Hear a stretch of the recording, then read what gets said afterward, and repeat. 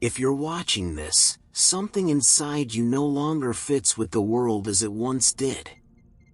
That discomfort you feel? It's not depression. It's not confusion. It's awakening. That strange pressure in your chest, that quiet dissatisfaction you can't name, that's what this is. And here's what nobody tells you: once you see what's behind the mask you've been wearing, you can never unsee it. Carl Jung called this the point of no return. The moment you stop performing and start becoming. Listen closely, because what follows will either disturb you or liberate you. You wake up one morning and the life you built feels like someone else's dream. The career, the routines, the relationships, they're all there, but you're not. You're watching yourself go through motions that once meant everything and now mean nothing. This isn't burnout. This is what Jung described as the awakening of consciousness, and it always begins with a crack. King Solomon, the wisest man who ever lived, wrote in Ecclesiastes, "Vanity of vanities, all is vanity." He had everything: wealth, power, wisdom, and still felt the emptiness. Why? Because accumulation never fills the void. The void isn't there because something is missing. The void is there because something false is dying. Your constructed self, your persona, is beginning to collapse. Here's the practical truth. When you feel that hollow sensation after achieving what you thought you wanted, pay attention. Don't run from it with distractions. Don't medicate it with more achievements. That emptiness is a portal, and on the other side is your true essence. But you have to be willing to step through it, knowing you can never step back. There's a voice inside you that's been whispering for years. Maybe decades. You've drowned it out with noise, with busyness, with other people's expectations. But now it's getting louder. Jung called this the inner calling, the summons from your unconscious to become who you actually are, not who you pretended to be. Ralph Waldo Emerson wrote, "To be yourself in a world that is constantly trying to make you something else is the greatest accomplishment." Look at your life right now. How much of it is authentically yours? How much did you build because society told you it mattered? The job title you chased? The lifestyle you maintain? The version of yourself you present online? Strip all that away, who's left? This is where most people turn back. They feel the call, they sense the truth, but the cost seems too high. What will people think? What will I lose? Here's what you need to understand. You're not losing anything real. You're shedding what was never yours to begin with. The inner calling doesn't ask for permission. It demands transformation. Stop right here. Take a breath. What you're feeling right now, that resistance, that fear, that recognition, that's the sign you're on the right path. Society teaches you that emptiness is the enemy. Fill your calendar. Fill your stomach. Fill your mind with content. But Jung understood something radical. Emptiness isn't the problem. Emptiness is the gateway. When everything you thought defined you falls away, what remains is the space for your soul to finally speak. Jesus spent 40 days in the wilderness, fasting, alone, confronting himself. Buddha sat under the Bodhi tree until everything dissolved. Muhammad retreated to the cave of Hira. Do you see the pattern? Every spiritual awakening in history required emptiness first. Not as punishment, as preparation. The desert strips away the false so the true can emerge. Your emptiness isn't telling you something's wrong with your life. It's telling you something's right with your awakening. You've outgrown the container you've been living in. The shell is cracking. And yes, it's uncomfortable. Yes, it's disorienting. But on the other side of that discomfort is a version of you that's been waiting your entire life to be born. Jung said we all wear masks, personas we present to the world to gain acceptance, to feel safe, to survive. But here's the trap: wear the mask long enough and you forget it's a mask. You start believing you are the role you play. The successful professional. The dutiful child. The strong one who never breaks. Then one day, the mask cracks, and the terror begins. Friedrich Nietzsche wrote, "You have your way. I have my way. As for the right way, the correct way, and the only way, it does not exist." Your persona was built on the belief that there's a right way to be, and if you perform it perfectly, you'll be safe, loved, successful. But that's a lie. The persona is a prison dressed as protection. Here's what happens when you awaken: you start noticing the performance. You catch yourself saying things you don't mean, doing things you don't want, becoming someone you don't recognize. And you can't go back to autopilot. Once you see the script, you can't pretend you're not reading lines. This is the death of the persona, and it's the birth of everything real. Ask yourself right now, what mask am I wearing that I'm terrified to remove?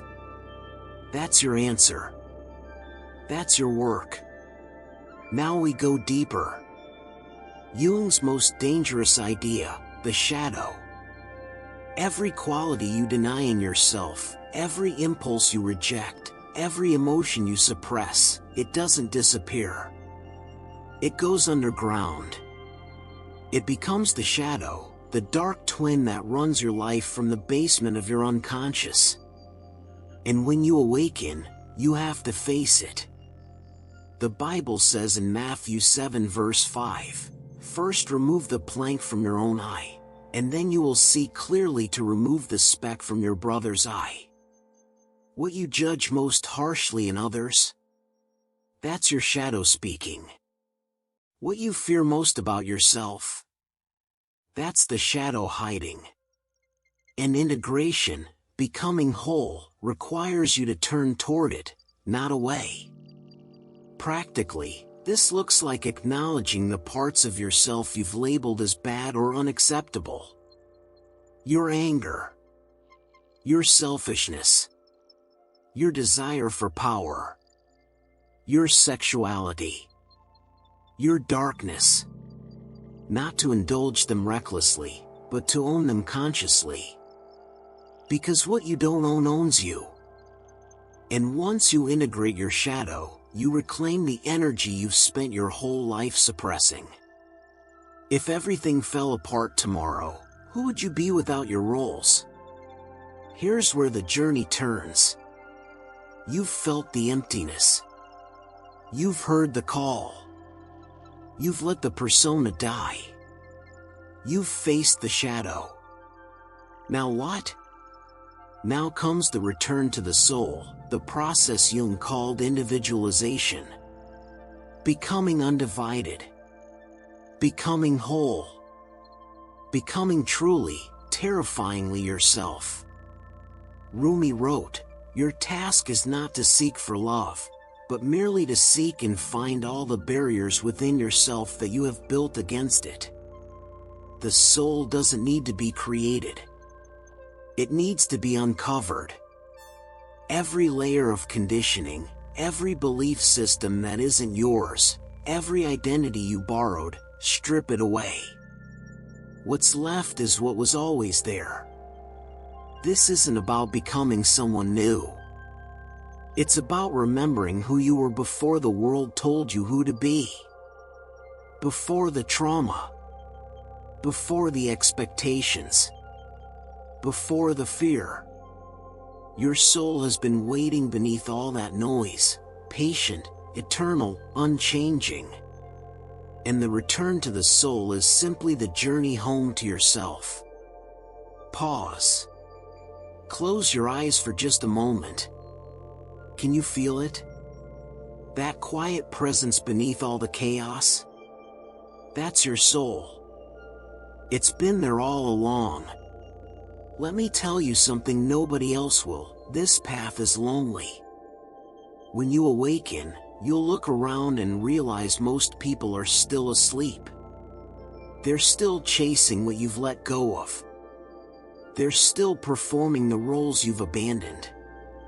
And you can't go back to those conversations, those gatherings, those relationships that once felt like home.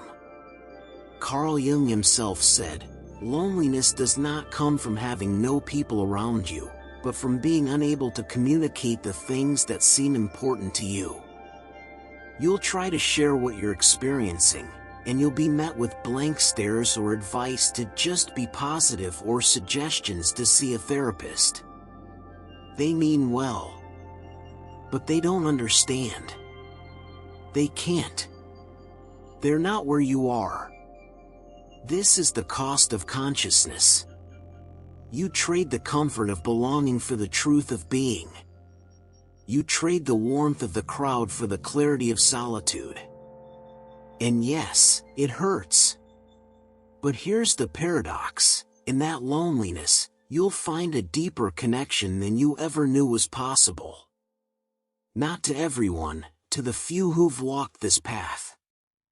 To yourself. To something greater. The loneliness is the initiation. When you awaken, your life becomes an act of curation. You start saying no to things that once seemed mandatory. No to the job that drains you. No to the people who diminish you. No to the beliefs that don't serve you. This isn't selfishness. This is self-respect. This is the sacred no, the boundary that protects your true essence. In Luke 9 verse 23, Jesus says, "If anyone would come after me, let him deny himself and take up his cross and follow me." Deny the false self. Take up the burden of authenticity. The sacred no is your cross, the weight of choosing truth over comfort, being over belonging, soul over survival. And it's not easy. Every no will cost you something. But every yes to your soul is worth it. What are you saying yes to? What lights you up from the inside? What makes time disappear? What would you do even if no one paid you, praised you, or understood you? That's your holy yes. That's the life your soul came here to live. And once you awaken, you can't betray it anymore. The price is too high. The pain is too great. You've tasted truth, and everything else tastes like ash. Right now, name one thing you need to say no to. And one thing you need to say yes to. Don't think. Just know. There will come a moment, maybe it's already here, when you feel like you've lost everything. Your old life is gone, but the new one hasn't arrived yet. You're in the void. The in-between. The dark night of the soul. This is the most dangerous part of the awakening, because this is where most people turn back. St. John of the Cross described this perfectly. In the dark night of the soul, bright flows the river of God. The darkness isn't the end. It's the chrysalis. The caterpillar doesn't know it's becoming a butterfly, it only knows it's dissolving. You're dissolving too. And it feels like death because it is death. The death of who you were. The death of what you thought life was supposed to be. But listen, This is temporary. The dark night always gives way to the dawn. Not because you forced it. Not because you fixed it. But because transformation has its own timeline, its own wisdom. Your job isn't to escape the darkness. Your job is to trust it. To let it do its work. To know that on the other side of this dissolution is a version of you that's more alive, more real, more whole than you've ever been. So here we are. You've awakened. You've seen what you can't unsee. You've felt what you can't unfeel. And now you understand the title of this message, There is no way back. You can't return to unconsciousness. You can't pretend you don't know what you know. The only way is through. Carl Jung said it best, there is no coming to consciousness without pain. You didn't choose this awakening because it was easy. You chose it because something in you knew that a comfortable lie is worse than an uncomfortable truth. You chose it because your soul refused to be silenced any longer. You chose it because you were brave enough to become who you actually are. Your life will never be the same. Your relationships will change. Your work will change. Your understanding of everything will change. And that's exactly as it should be. Because you're not here to live someone else's dream. You're here to live from your true essence, to honor the inner calling, to walk through emptiness as a portal and emerge transformed. This is your return to the soul. This is your awakening. And there is no way back, only deeper into the truth of who you are. If you've made it to the end of this message, you already know this isn't just information. This is recognition. Something in you recognizes itself in these words. Trust that. Honor that. And know this, the path of awakening is not walked alone, even when it feels that way. Everyone who's ever truly lived has walked it before you. And everyone who's walking it now is walking beside you, even if you can't see them yet. The question isn't whether you'll awaken. You already have. The question is, what will you do with this gift? How will you live now that you've seen the truth? Will you honor it, or will you try to go back to sleep? Only you can answer that. But I'll leave you with this from Proverbs 4 verse 7, Wisdom is the principal thing, therefore get wisdom, and with all thy getting get understanding. You've been given the wisdom of your awakening. Now comes the understanding of what to do with it. Walk boldly. Walk truthfully. Walk as your soul intended. There is no way back. Only forward into who you've always been. If this resonated, stay here. More will follow.